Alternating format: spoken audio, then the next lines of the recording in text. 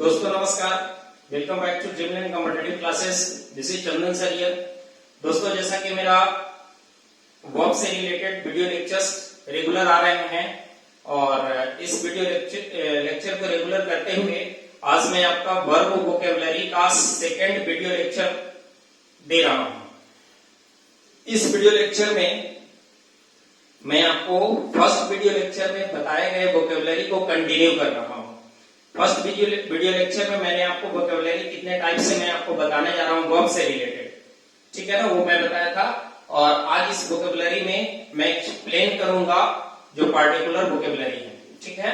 तो चलिए हम लोग आगे बढ़ते हैं और देखते हैं। सबसे पहले हम लोग आइए कि हम लोग जो पढ़ने जा रहे हैं वो पढ़ने जा रहे हैं वर्ब, ठीक है।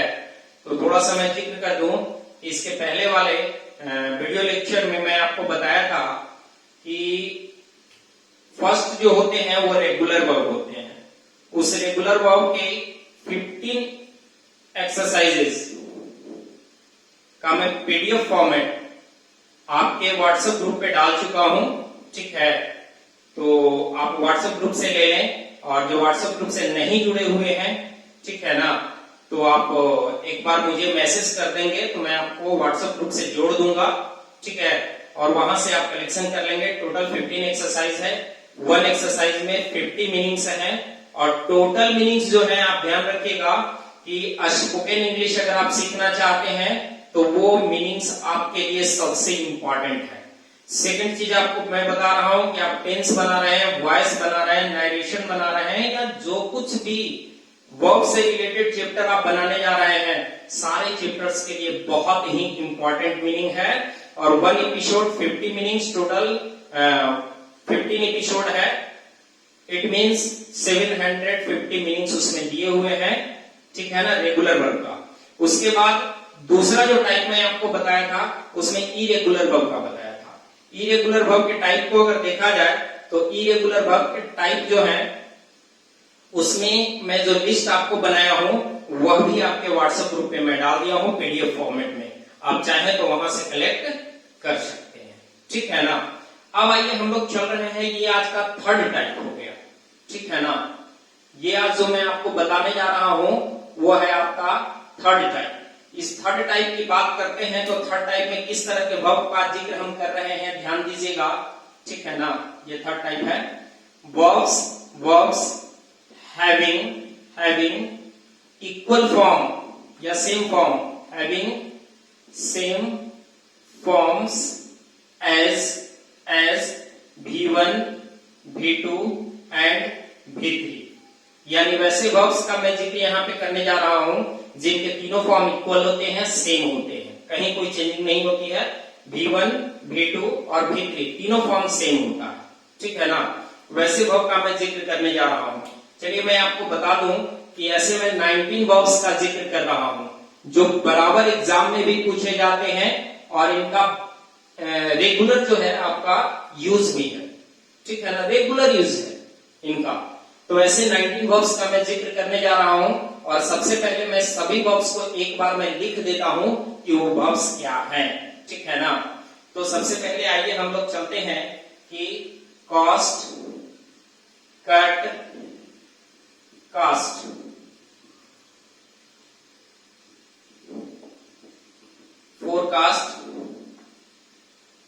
Forecast, late,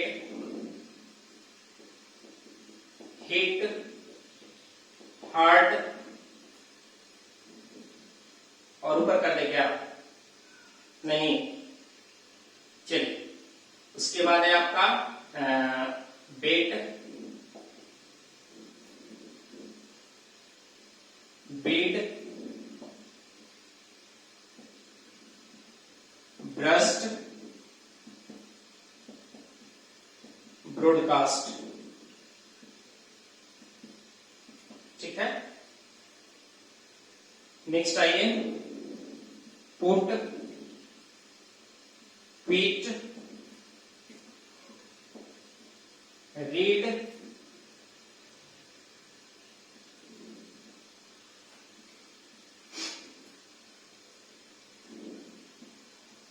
spread, said, said, सट, थ्रस्ट। चलिए, ये टोटल आपका 19 वोकेबलरी है। ध्यान रखिएगा कि इन सभी वोकेबलरी जितने भी है इनका V2 और V3 सेम होंगे, ठीक है ना। अब सबसे बड़ी परेशानी क्या होती है आप लोगों की कि सर ये वोकेबलरी कैसे हम पहचान पाएंगे कि ये पार्टिकुलर वोकेबलरी जो है आपके सेक्शन के टाइप थर्ड का वोकेबलरी है, कैसे पहचान पाएंगे? इतने लंबे लिस्ट होते हैं वोकेबलरी का, इतने लंबे लिस्ट होते हैं वर्ब का, उसमें कौन से वर्ब में का तीनों फॉर्म एक होते हैं, कौन से वर्ब रेगुलर होंगे, कौन से इरेगुलर होंगे, पता नहीं चलता है, ठीक है। तो उसके लिए मैं थोड़ा सा इस पे वर्कआउट किया हूं और उस वर्कआउट के माध्यम से जो मैं एक्सपीरियंस लिया हूं वो एक्सपीरियंस आपको शेयर करना चाह रहा हूं, ठीक है। तो चलिए आप इसको उतार लीजिए, फिर मैं मिटा करके एक एक करके मैं आपको बताऊंगा, ठीक है। तो चलिए थोड़ा सा मैं आपको इसको जिक्र कर दूं कि इस वर्ब को कितने कैटेगरी में बांट के मैं बताने जा रहा हूं, ठीक है ना। सबसे पहला टाइप जो होगा मेरा वो होगा CFL। शायद एक बल्ब का नाम आपने सुना होगा, ठीक है ना, एक बल्ब का नाम आपने सुना होगा CFL, ठीक है ना। देखिए यहां पे, देखिए ध्यान दीजिएगा, C F और L आ गए, एक कैटेगरी में मेरा ये हो गया, ठीक है ना। दूसरा कैटेगरी देखिएगा कि अब जब भी आपका ब्लड का सैंपल लिया जाता है तो उसका जो रिपोर्ट आता है उसमें HB चेक होती है, जिसको हम लोग बोलते हैं हीमोग्लोबिन, है ना। HB चेक होती है हीमोग्लोबिन, जरा ध्यान दीजिएगा। H से आपका हो गया हिट और हर्ट, ठीक है ना, और B से आपके 4 सेक्शन हो गए, 1 2 3 4, ठीक है ना। यानी यहां तक आपकी सेकेंड कैटेगरी में आ गई, ठीक है। चलिए आगे आइए, अब हम लोग चलते हैं थर्ड कैटेगरी में।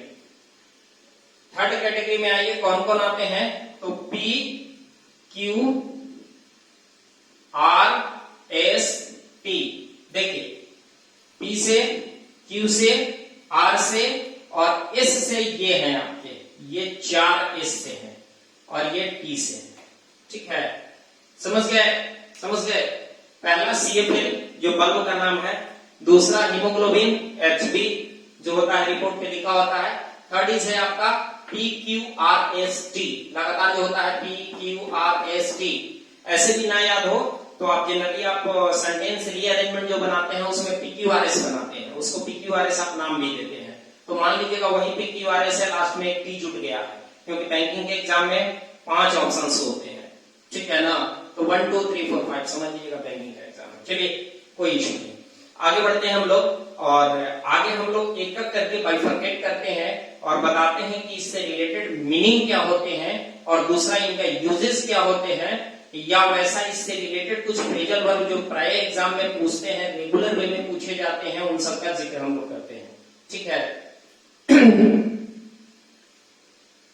चलिए तो इसको मिटाते हैं, आप लोग इसका स्क्रीनशॉट लीजिए।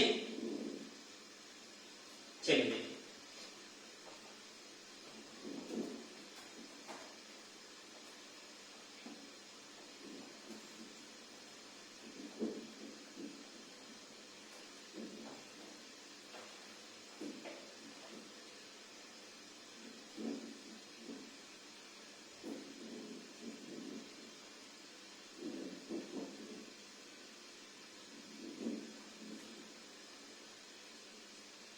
चलिए तो देखा जाए तो सबसे पहला कैटेगरी मेरा क्या था? CFL, ठीक है ना। CFL, एक मिनट मैं एक मार्कर ग्रीन ले लूं। चलिए देखिए, तो आइए सबसे पहले हम लोग चलते हैं CFL में, कलर चेंज करके हम लिखते हैं CF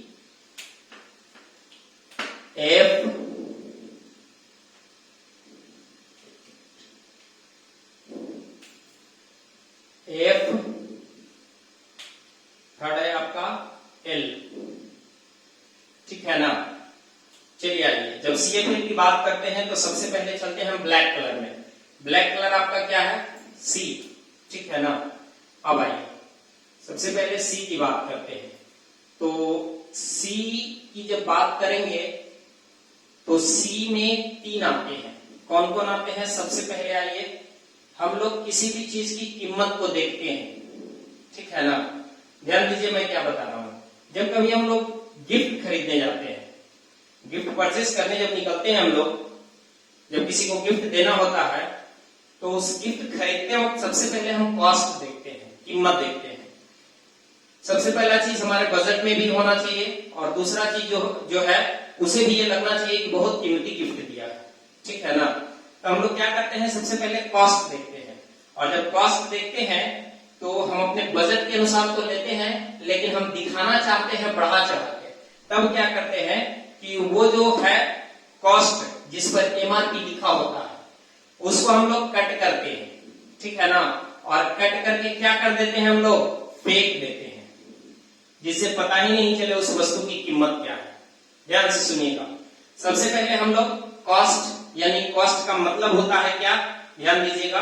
कॉस्ट का मतलब होता है मूल्य लगाना, मूल्य लगाना, ठीक है ना। कट का मतलब होता है काटना, काटना, और कास्ट का मतलब होता है फेंकना, होता है। अब आइए, तो सबसे पहले हम लोग सी की बात कर रहे हैं, तो सी का तीनों रूप हमने देखा कि सबसे पहले कॉस्ट, मूल्य लगाना। तो सबसे पहले जब हम सामान परचेस करने जाते हैं तो हम लोग कीमत देखते हैं, और जब किसी को देना होता है तो क्या करते हैं, कॉस्ट देखते हैं, उसको काट देते हैं और फेंक देते हैं। कॉस्ट देखते हैं, काट देते हैं और फेंक देते हैं, ताकि कीमत पता ना चले, ठीक है ना। तो यहाँ कॉस्ट का मतलब होता है कि मूल्य लगाना, कट मीन्स होता है काटना, और कास्ट मीन्स होता है फेंकना, ठीक है। अब आइए, इन तीनों जो आप देख रहे हैं वोकेबलरी, इसमें से कोई भी वोकेबलरी उठाइए, जितना भी 19 वोकेबलरी बताएं, तीनों का V1, V2, V3 सेम होता है। अब जरा कॉस्ट की बात करते हैं तो ध्यान दीजिएगा कि कॉस्ट, कॉस्ट एंड कॉस्ट, यानी तीनों रूप एक ही होगा, यानी सबका ध्यान रखिएगा कि तीनों रूप एक ही होगा। इसका भी अगर आइएगा तो कट, कट, कट, इसका भी आइएगा कास्ट, कास्ट, कास्ट, ठीक है ना। यानी V1, V2, V3 तीनों रूप एक ही होता है। मैं सिर्फ एग्जांपल के तौर पे एक मैं बता दिया, बाकी मैं नहीं बताने जा रहा हूं, ठीक है। आगे आइए, ये जो कास्ट की बात करते हैं तो कास्ट से रिलेटेड एक और ये इडियम्स आते हैं, कास्ट वोट बोलते हैं हम लोग, कास्ट वोट। ध्यान रखिएगा कि इस कास्ट वोट का मतलब होता है मत देना, मत देना। जैसे आप इलेक्शन वगैरह में अपना मत देते हैं ना, चुनाव में वोट देते हैं ना, वही वोट देने के लिए कास्ट वोट का प्रयोग करते हैं। अब इस कास्ट की बात करते हैं तो यहीं पे मैं बता दूं कि कास्ट से मिल करके जो भी वर्ब बने हुए हैं, सारे वर्ब का V1, V2, V3 तीनों फॉर्म एक ही होंगे। जैसे जरा देखिए कि कास्ट से ही बना हुआ है आपका एक वोकेबलरी, कास्ट से देखिए ये बना हुआ है फोरकास्ट, ठीक है ना। इसी कास्ट से बना हुआ है आपका ब्रॉडकास्ट, ब्रॉडकास्ट। अब जरा ध्यान दीजिएगा कि इन दोनों वोकेबलरी जो कास्ट से मिलकर बने हुए हैं, इनका भी V2 और V3 सेम ही होगा, यानी forecast, forecast, forecast, broadcast, broadcast, broadcast, ठीक है ना, यानी सेम ही होगा। फोरकास्ट का मतलब होता है भविष्यवाणी करना, ठीक है ना। इसको भी जानिए कि फोरकास्ट का मतलब होता है भविष्यवाणी करना, भविष्यवाणी करना या पूर्वानुमान लगाना, पहले ही बता देना कि आगे क्या होने वाला है। और ब्रॉडकास्ट का मतलब होता है प्रसारित करना, जैसे न्यूज वगैरह को ब्रॉडकास्ट किया जाता है, ठीक है ना, समझे। तो इनका भी रूप सेम होगा। इतना समझ में आ गया, इतना समझ में आ गया। आपने अभी क्या देखा, सी, अभी आपका बचा हुआ है क्या, एफ। अब जरा हम लोग चलते हैं रेड कलर में, ठीक है ना, एफ। एफ का मतलब क्या होता है बताए थे, अभी जस्ट अभी बताए हैं। एफ का मतलब होता है फोरकास्ट, एक ही मीनिंग इसमें है, फोरकास्ट। फोरकास्ट का मतलब अभी हमने आपको बताया भविष्यवाणी करना, और इसका भी V2 और V3 सेम होंगे। क्लियर हो गया, क्लियर हो गया। चलिए आगे बढ़ते हैं, और अगला मेरा है कौन, ब्लू कलर। ब्लू कलर में क्या है, एल, ठीक है ना। एल से एक ही मीनिंग है, क्या है वो, लेट, है ना। लेट का जो मीनिंग होता है ध्यान दीजिएगा, इसका मतलब होता है जाने देना, जाने देना या कोई काम को करने देना, कोई काम को करने देना। समझ में आ गया, समझ में आ गया। यानी CFL क्लियर हो गया। सी से 3 मीनिंग कौन कौन, कीमत लगाओ, कॉस्ट देखो काट करके फेंक दो, कॉस्ट देखो काट करके फेंक दो, सी हुआ। एफ से क्या हो जाएगा, फोरकास्ट, फोरकास्ट का मतलब प्रसारित करना, ठीक है। और उसके बाद क्या होगा, एल, एल से लेट यानी जाने देना। तो CFL क्लियर हो गया आपको। चलिए आगे बढ़ते हैं और आगे हम लोग दूसरा इसमें देखते हैं। सेकंड वे हम लोग याद करने का, ये आपका CFL फर्स्ट वे था। सेकंड वे में आपका है, हम आपको बताए थे कि ब्लड वगैरह जब चेक करने जाते हैं, जब रिपोर्ट आती है तो उसमें HB का एक रिपोर्ट आता है जिसको हम लोग बोलते हैं हीमोग्लोबिन, ठीक है ना, हीमोग्लोबिन चेक होता है। तो चलिए आपका देख लेते हैं H, ठीक है ना, और एक है आपका B, ठीक है ना, HB। तो सबसे पहले हम लोग आते हैं H में, H में, ठीक है। तो H की बात करते हैं तो ध्यान रखिएगा कि H की बात करते हैं तो H में हमारा एक आ जाता है आपका हिट, है ना, और एक जो आता है H में वो आता है हर्ट, ठीक है, समझे। H की बात कर रहे हैं, एक हिट और दूसरा हर्ट। देखिए हिट मीन्स होता है प्रहार करना, हिट का मतलब क्या होता है, प्रहार करना, और हर्ट का मतलब होता है चोट पहुंचाना, चोट पहुंचाना, या इसका एक और मीनिंग होता है किसी का दिल दुखाना, ठीक है। अब जरा देखिए H की बात करते हैं तो आप किसी को हिट कीजिएगा, किसी पर प्रहार कीजिएगा तो उसका तो दिल दुखेगा ही ना बेचारा का। तो पहले हिट किए उसके बाद हर्ट किए, तो प्रहार किए तो दिल दुखेगा ही दुखेगा, है ना। किसी पर प्रहार कीजिएगा, किसी पर हिट कीजिएगा तो दिल तो दुखेगा ही, है ना। अब सचिन तेंदुलकर जो है शोएब अख्तर के बॉल को हिट कर दिया और बॉल बाउंड्री में चला गया, ठीक है ना, बाउंड्री के बाहर चला गया।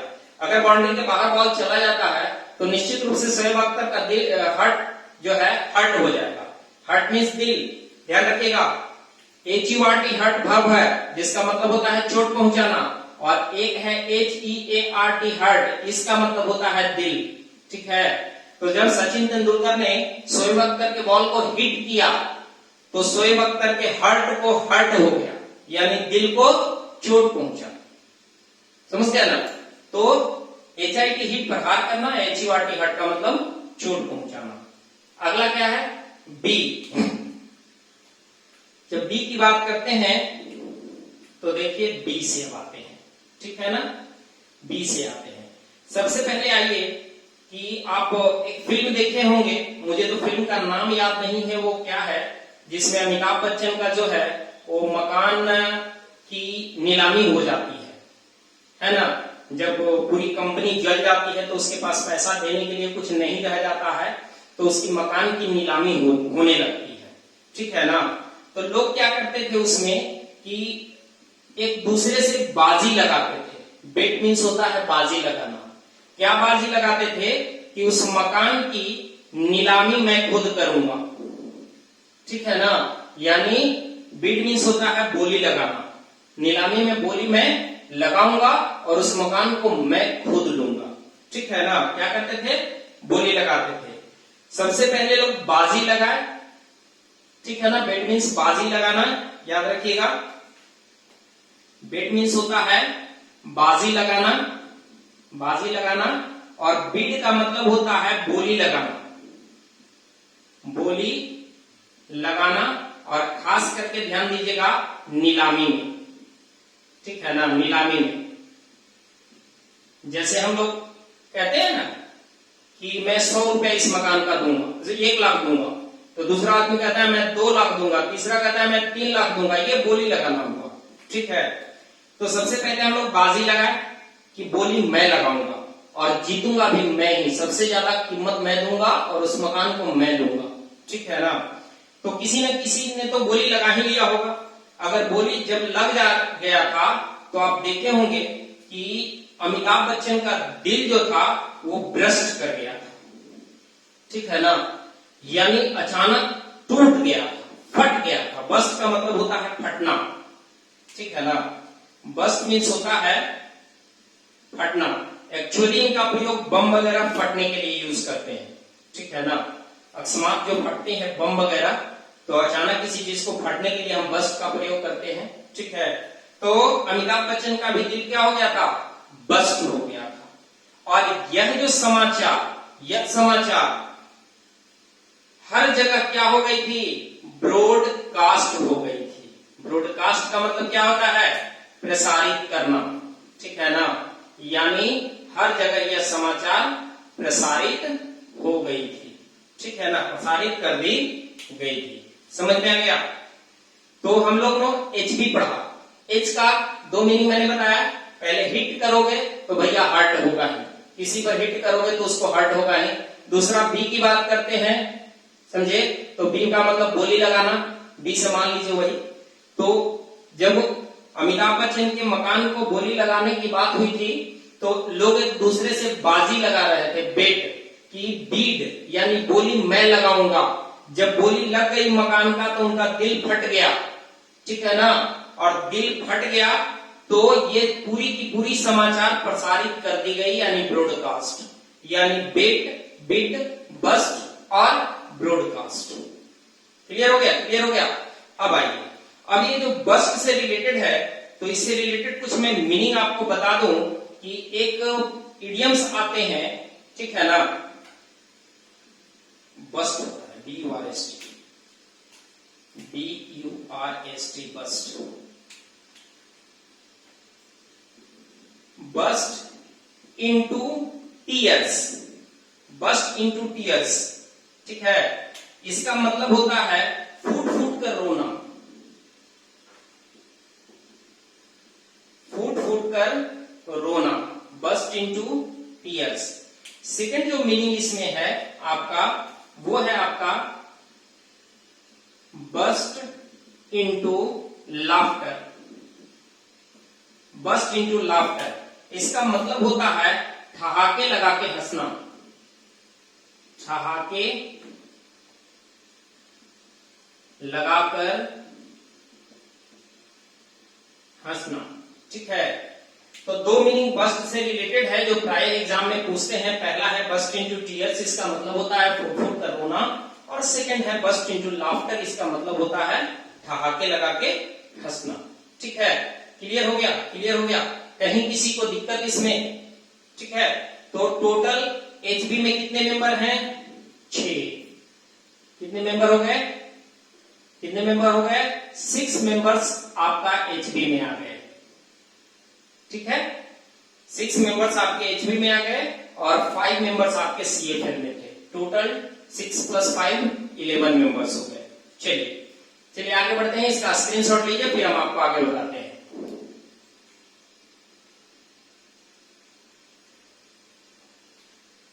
चलिए नेक्स्ट हम लोग देखते हैं। तो अभी तक 2 हमने पढ़ा और अब आइए हम लोग थर्ड में चलते हैं। तो थर्ड में हमारा है P Q R S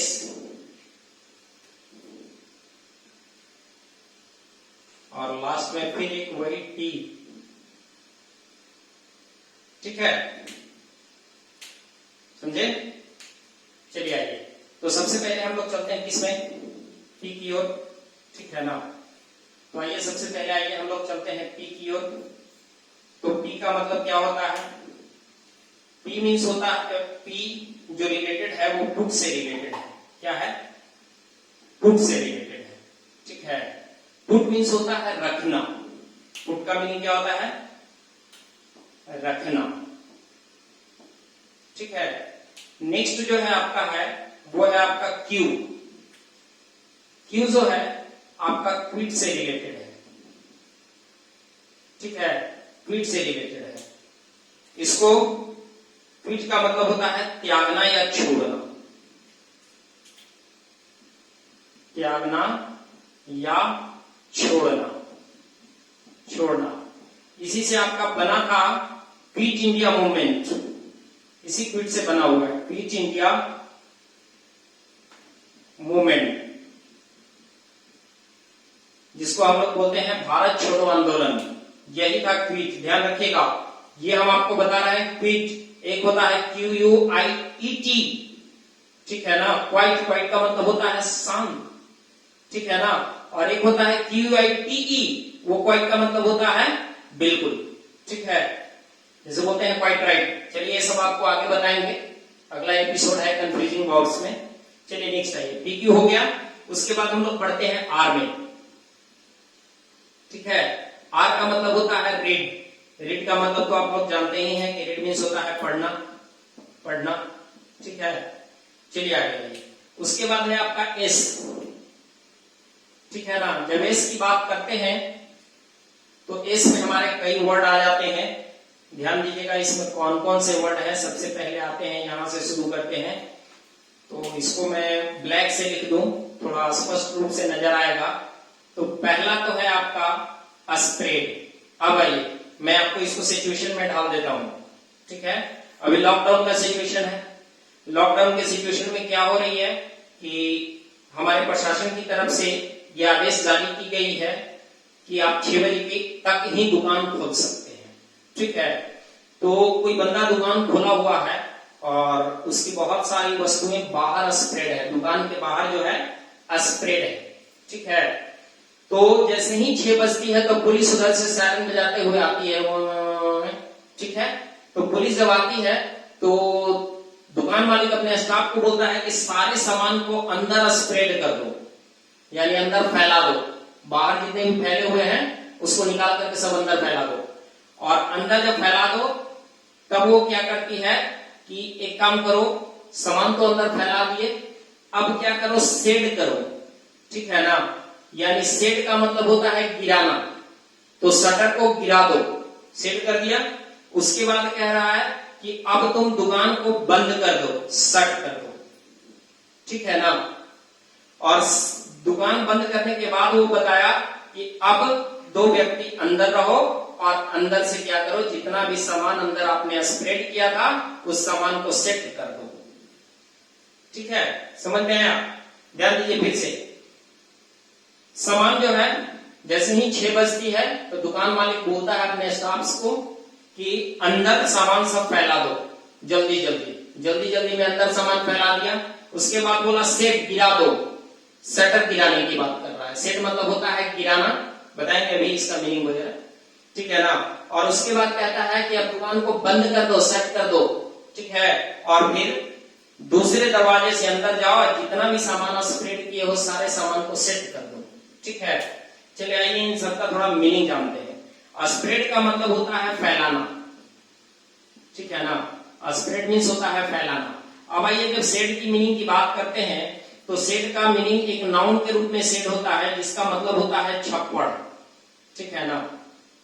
छप्पड़, छप्पड़ जो गांव वगैरह में देखे होंगे कि मवेशियों को रखने के लिए जो है वो पुआल का वो बना होता है शेड, ठीक है ना। तो शेड का मतलब छप्पड़ होता है। और ऐसे सिर्फ पुआल का ही नहीं होता है, जो ये क्या उसको बोलते हैं, करकट वगैरह का जो भी बनते हैं शेड, उसको भी शेड होते हैं। तो नाउन के रूप में भी शेड होता है। उसके बाद शेड का जो मीनिंग होता है, इसका मीनिंग होता है गिराना, ठीक है ना, या गिरना, इस शेड का मीनिंग होता है। समझ गए? समझ में आया? तो एक मीनिंग छप्पड़ के रूप में होता है, दूसरा मीनिंग होता है गिराना या गिरना, ठीक है। आगे आइए शट। शट का मतलब होता है बंद करना। शट मीन्स होता है बंद करना या बंद होना, ठीक है। आगे जब सेट की बात हम करते हैं तो एक सेट का मीनिंग होता है डूबना। जनरली आप लोग जानते होंगे और प्राय यूज भी करते होंगे कि the sun sets in the west, the sun rises in the east and sets in the west. तो ये सेट जो होता है, सेट मीन्स होता है डूबना। एक सेट का मतलब होता है कि किसी पोजीशन में स्थापित करना, किसी पोजीशन में पोजीशन में स्थापित करना, स्थापित करना, ठीक है ना। ये सेट का मतलब होता है, समझ गए। अब ये सेट से कुछ जनरली आप इडियम्स सुनते होंगे, अगर इंग्लिश न्यूज़पेपर पढ़ते होंगे तो प्रायः सुना करते होंगे कि द मॉब सेट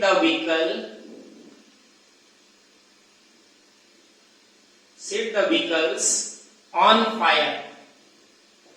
अब देखिए, ऐसे सेट का मतलब होता है स्थापित करना, लेकिन सेट समथिंग कहां पे सेट कर दिया? फायर में सेट कर दिया। यानी सेट समथिंग ऑन फायर का मतलब होता है आग में डाल देना, ठीक है ना, या आग लगा देना। नेक्स्ट और सेंटेंस आप सुने होंगे, जरा इधर मैं लिख दूं कि द गवर्नमेंट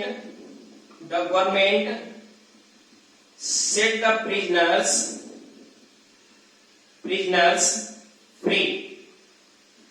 यानी यहां ध्यान दीजिएगा, सेट ऑब्जेक्ट फ्री, ठीक है ना। यानी सेट द प्रिजनर फ्री का मतलब हो गया कि वो उसे आजाद कर दिया, यानी छोड़ दिया या रिहा कर दिया। गवर्नमेंट ने प्रिजनर्स को यानी कैदियों को रिहा कर दिया, ठीक है। अब जैसे ही मैंने बोला कि कर दिया, तो ये आपका V2 है, और मैं बता चुका हूं कि सेट का V1, V2, V3 तीनों सेम होता है, कहीं कोई अंतर नहीं होता है। क्लियर हो गया? क्लियर हो गया? कहीं इसमें डाउट बोलिए, मुझे नहीं लगता है कि कहीं डाउट होगा, ठीक है। अब आइए, इस सेट का एक और मीनिंग है, ठीक है। इसका मतलब होता है कि गेट रीड ऑफ समथिंग, या इसका मतलब होता है remove something. To get rid of something या रिमूव समथिंग, यानी किसी चीज से छुटकारा पाना। इसका मतलब होता है किसी चीज से छुटकारा पाना, या किसी चीज को हटा देना, या किसी चीज को त्याग देना, ठीक है ना। सेड का मीनिंग होता है। क्लियर हो गया? क्लियर हो गया? चलिए आगे हम लोग बढ़ते हैं और अगला देखते हैं थ्रस्ट। टी छुटा हुआ है ना, चलिए आगे बढ़ते हैं। अब लास्ट ये जो है टी, इसका मतलब होता है थ्रस्ट, ठीक है ना। थ्रस्ट का मतलब क्या होता है, जरा ध्यान दीजिएगा। थ्रस्ट मतलब होता है कि अचानक किसी चीज पे धक्का देना, अचानक किसी चीज पे धक्का देना, वो थ्रस्ट होता है। इसका मतलब होता है कि अचानक धक्का देना, ठीक है। उसके बाद इसका एक और मीनिंग होता है, इसका दूसरा मीनिंग होता है कि चाकू आदि घुसेड़ना, जैसे पेट वगैरह में चाकू घुसेड़ देते हैं ना, तो टी का थ्रस्ट का मतलब होता है चाकू आदि घुसेड़ना, ठीक है। मुझे लगता है कि आपको बहुत अच्छी तरह से समझ में आया होगा, और मैं बहुत अच्छे तरीके से मैं आपको इसका एक्सप्लेन कर रहा हूं, और आप याद भी कर लिए होंगे ये सारे वर्ड मीनिंग। कुछ नहीं, 1 से 2 बार आप रिवीजन कर लेंगे, ये लंबे समय तक आपके जेहन में आ जाएगी, जिस तरीके से मैं बताया हूं। और जिस तरीका से मैं बताया हूं उसी तरीके से आप याद भी करेंगे। याद रखिएगा, रिवीजन भी वही वे होना चाहिए जो मैं वे आपको बताया हूं। लंबे समय तक याद रहेगी, कभी नहीं भूलेंगे, ठीक है ना। तो चलिए आज के लिए इतना ही, फिर हम लोग मिलते हैं अगले वीडियो लेक्चर में। तब तक के लिए देखते रहिए dreamland YouTube channel. Thank you very much, best of luck.